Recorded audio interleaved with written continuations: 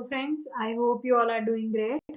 तो आज हम एक और इकोनॉमिक डेवलपमेंट की थ्योरी कवर करने वाले हैं जिसका नाम है theory of critical minimum effort given by Harvey Leibenstein. So let's get started. तो सबसे पहले यहाँ पे बात होती है कि क्रिटिकल मिनिमम एफर्ट दी गई है हार्वे लेबेस्टियन ने 1957 में दी है और ये एक्सप्लेन करती है कि जो एक अंडर डेवलप्ड इकोनॉमीज होती है ना, वो क्या क्या चैलेंजेस को फेस करती है अपने पॉवर्टी ट्रैप से निकलने के लिए। क्योंकि हमने देखा कि एक कंट्री अगर पुअर होती है तो उसकी इन्वेस्टमेंट कम होती है, डिमांड कम होती है, उसे सप्लाई कम होती है, तो वो विशियस सर्कल में फंस जाती है और वो उस ट्रैप से निकल नहीं पाती। तो इन थ्योरी ने इसी चीज को फोकस किया है कि कैसे एक अंडर डेवलप्ड कंट्री अपने पॉवर्टी ट्रैप से बाहर आती है और वो क्या चैलेंजेस वो फेस करती है। ठीक है, तो सेंट्रल आइडिया इसमें ये है कि हमें एक इनिशियल पुश की रिक्वायरमेंट होती है। जैसे हमने बिग पुश थ्योरी भी हमने पढ़ी है बाय रोडेस्टिन रोडान, तो उन्हीं से ही आप पढ़ोगे तो वो सिमिलर ही लगेगी इसकी।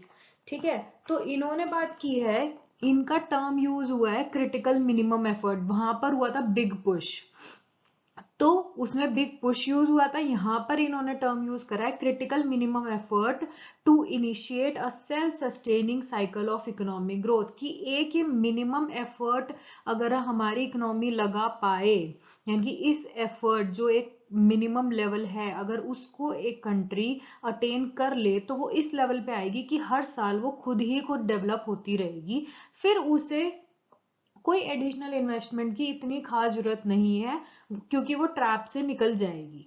ठीक है, और विदाउट सच एन एफर्ट, अगर हम क्रिटिकल मिनिमम एफर्ट नहीं लगाते हैं जो कि रिक्वायर्ड है और उसकी बजाय हम स्मॉल इंक्रीमेंटल चेंजेस कर रहे हैं, वो इनसफिशिएंट होंगे टू ओवरकम द सिस्टमैटिक जो बैरियर्स हमारी इकोनॉमी फेस कर रही है।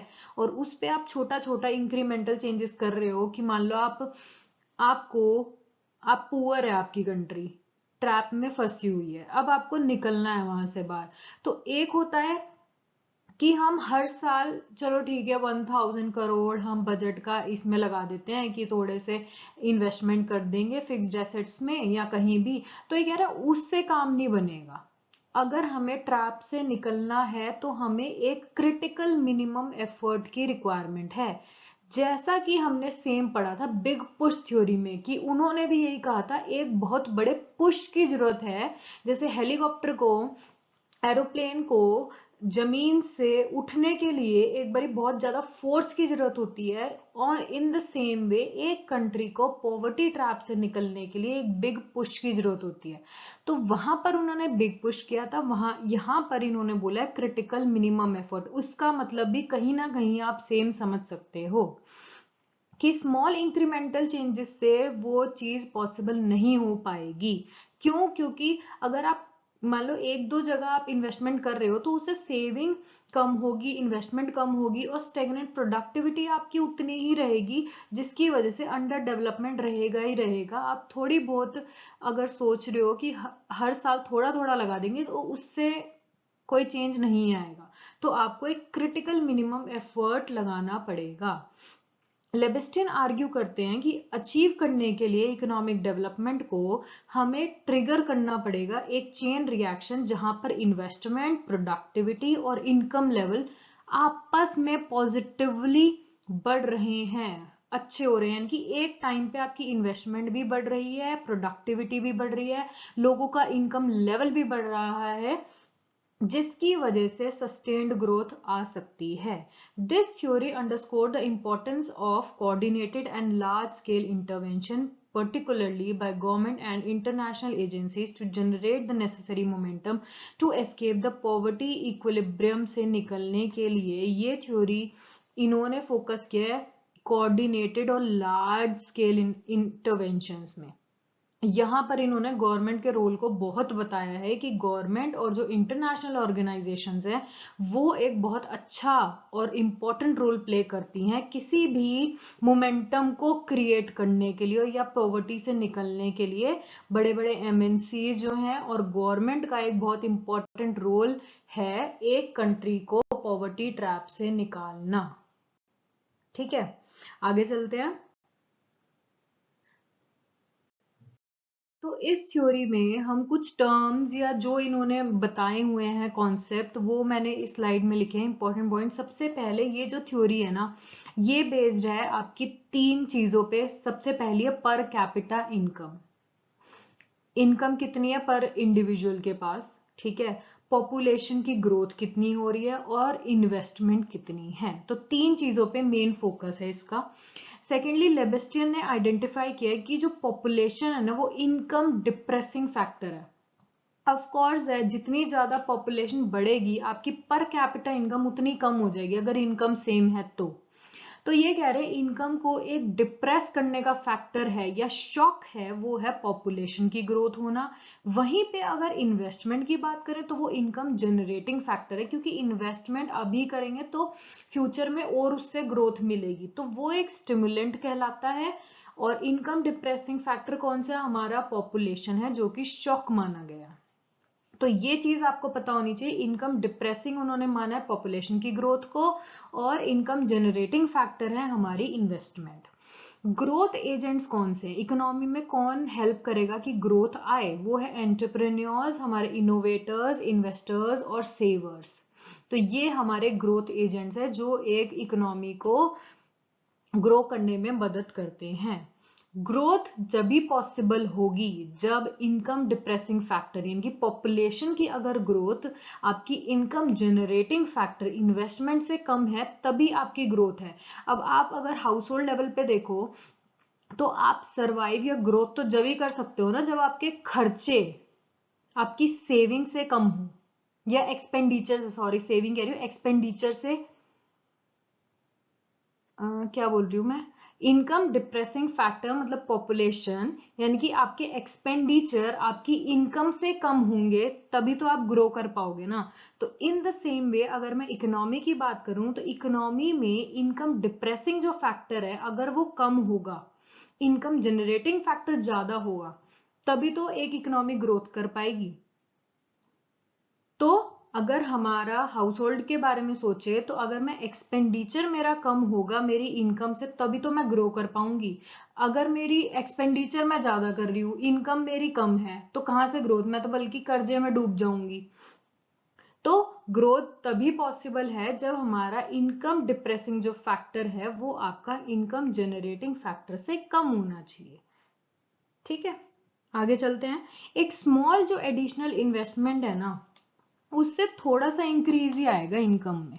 This income would be eaten up by increase in population. मान लो आपने कोशिश करी है कि इकोनॉमी में थोड़ा सा एडिशनल इन्वेस्टमेंट कर दिया उसकी वजह से थोड़ी सी मान लो इनकम बढ़ भी गई बट वो इनकम कौन कंज्यूम कर लेगा। अगर पॉपुलेशन बढ़ रही है साथ के साथ पॉपुलेशन तो बढ़ ही रही है तो वो जो हमारा इंक्रीज हुआ है ना इनकम वो तो ये पॉपुलेशन ही ले जाएगी। तो जो एफर्ट है ना हमारा इकोनॉमिक ग्रोथ का वो फेल हो जाएगा।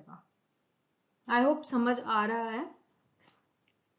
Next point, it is necessary that initial effort या इनिशियल जो सीरीज ऑफ एफर्ट है must be above a certain minimum magnitude. इनके अकॉर्डिंग यही कहना है कि अगर इकोनॉमी को आपको एक लेवल से बाहर लेके जाना है तो आपको एक मिनिमम मैग्नीट्यूड में इन्वेस्टमेंट करना ही पड़ेगा।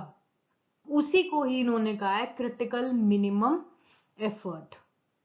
ठीक है, फिर आगे चलते हैं। ही स्टेटेड दैट कि it is not necessary to make a single huge investment. ये भी नहीं कह रहे कि एक बारी में ही आप सब कुछ कर दो बट आप एक की बजाय आप उसको series of smaller effort provided these are on optimal times. अब हम ये नहीं कह रहे कि आपके पास अगर मान लो 100 रुपीज हैं तो आप एक साथ 100 ही स्पेंड कर दो, मतलब कुछ भी मत बचाओ पूरा एक बारी में लगा दो।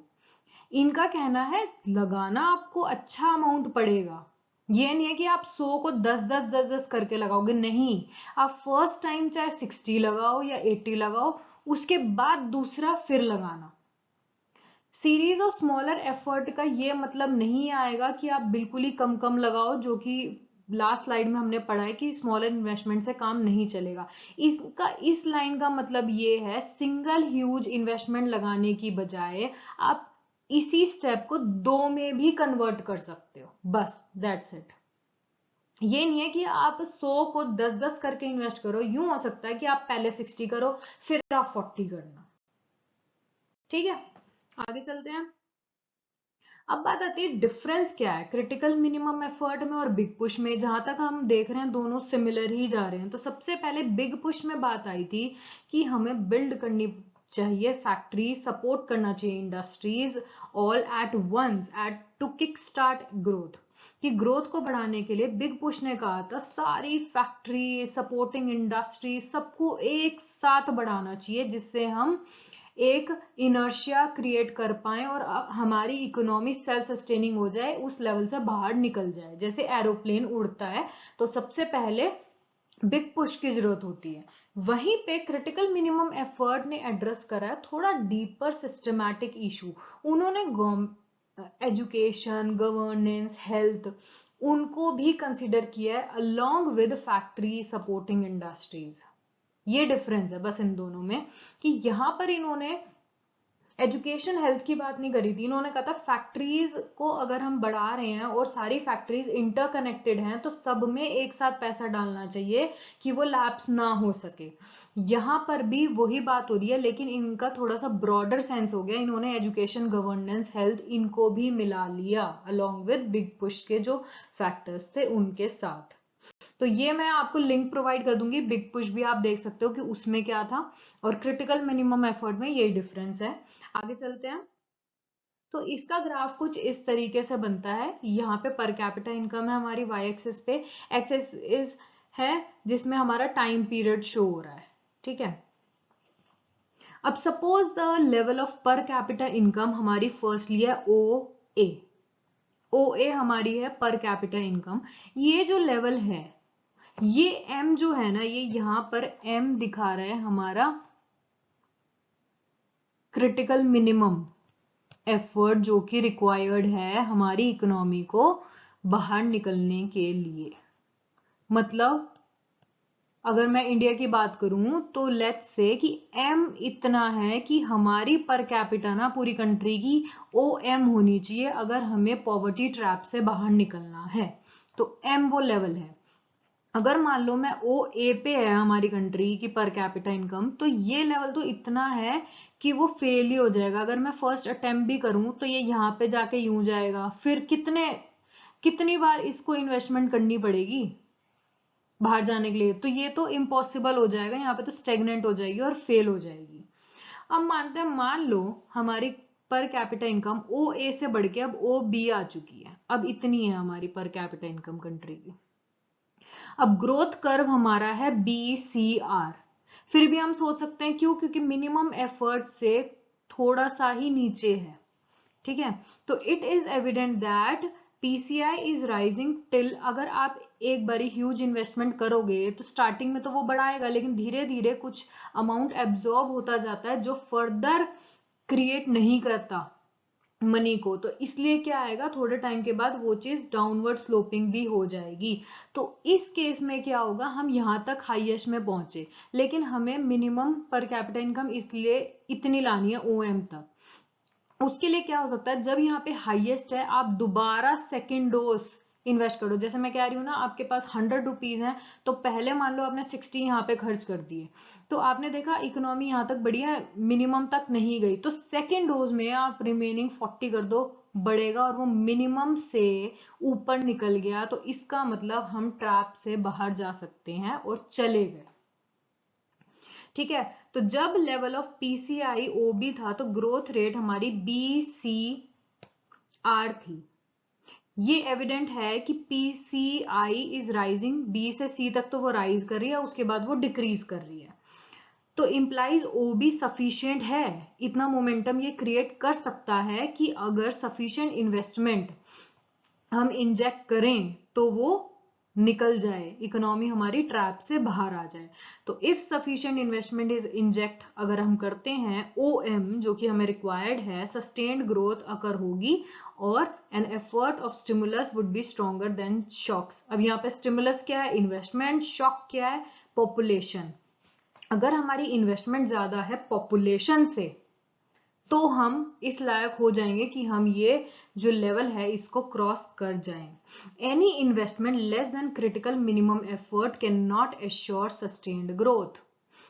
ये कह रहे हैं अगर कोई भी आप इन्वेस्टमेंट करते हो और वो इससे नीचे नीचे हो रही है ना, मतलब ग्रोथ करने के बाद भी मान लो पुश करा हमने, यहाँ पे ही आए फिर यहाँ पे आए, तो उसका कोई फायदा नहीं है क्योंकि वो हमें पॉवर्टी से नहीं निकाल पाएगी। तो ये कह रहे हैं एनी इन्वेस्टमेंट जो कि क्रिटिकल मिनिमम एफर्ट्स से नीचे है वो हमें इंश्योर नहीं कर सकती कि हम सस्टेन्ड ग्रोथ पे, सस्टेन मतलब अपने आप ही ग्रोथ करना।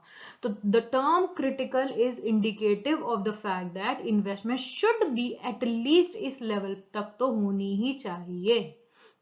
तो OM लेवल हर कंट्री का अलग क्रिटिकल मिनिमम एफर्ट होगा जो कि उसे मीट करना पड़ेगा अगर उसे पॉवर्टी ट्रैप से बाहर निकलना है। तो it would be convenient and cheaper to try in 2 dosages. ये डोज जैसे हम दवाई की नहीं देते, पहला डोज दूसरा डोज, तो यार इकोनॉमी में भी आप पहले कुछ अमाउंट डालो, अगर वो लग रहा है हाँ कहीं ना कहीं मान लो हमने सोचा था ये क्रॉस कर जाएगा लेकिन नहीं कर पा रहा है, तो उस टाइम पे आप सेकंड इंड्यूस कर दो कि वो और पुश करे, फिर तो निकलेगा।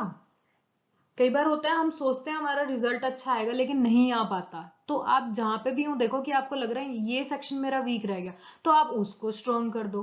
तो in the same way firstly हमने ट्राई किया, हमने सोचा था इसी में ही हो जाएगा लेकिन नहीं हुआ, तो कोई नहीं हम दोबारा कर देंगे। तो सेकेंड डोज में भी आप इन्वेस्ट कर सकते हो।